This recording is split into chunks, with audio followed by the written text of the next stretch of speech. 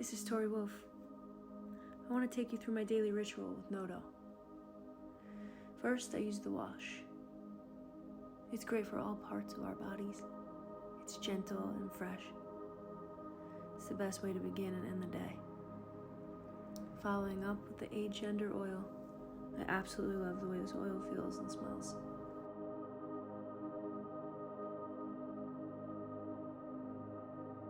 I use it in my hair and all over my body.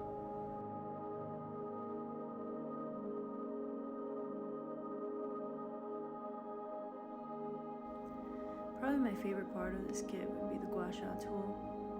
I use it at least twice daily to massage my face. Up and away. And after this, I apply the riser cream, which is the best moisturizer I've found for my very sensitive skin. Leaves me feeling replenished and glowy. To close out, I love to give my face a few sprays of refreshing basil yarrow mist.